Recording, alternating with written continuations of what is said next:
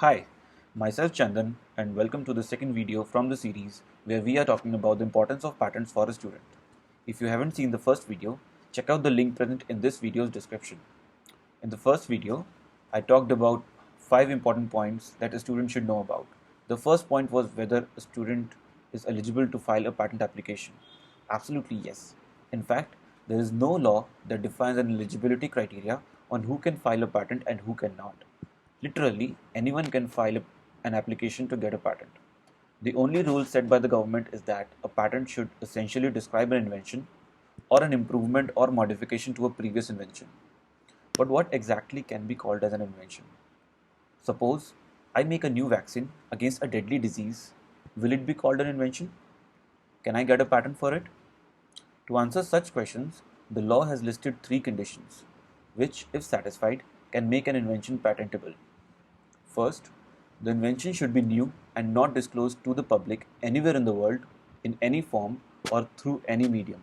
For example, no one should have even documented the formula of the vaccine that I made anywhere in the world. Second, the invention should not be obvious to a person who is skillful in that technology. For example, if a medical scientist sees the formula of my vaccine, he should not say that, you just mix some glycoproteins with some salts, anyone can do that, right? Third, the invention should be capable of being made or used in the industry and it should have economic significance. For example, my vaccine should be such that it can be made by a manufacturer and sold in the market, right? Now, if these 3 conditions are satisfied, the invention can be patented. Now, the question is, can a student really invent something? Definitely. But how? Let me help you out.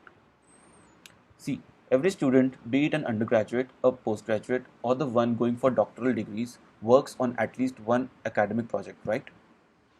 The projects are mostly intended to solve a problem in a particular technology. For example, a computer science student might be making a travel website that can solve issues faced by tourists. An electronics student might be designing an IC chip to improve memory management in mobile phones, right? And so on. Now, what if a student identifies a problem that people are facing today or may face in the near future? Now, once that problem is identified in a respective field, a student can choose a project that can solve the problem or at least contribute towards solving the problem. Now, once the project is complete and if the results are breakthrough, that's when the student can discuss with the reporting professor and file a patent application. Okay? Now, let's brainstorm on a few problems that exist today or may arise in coming years.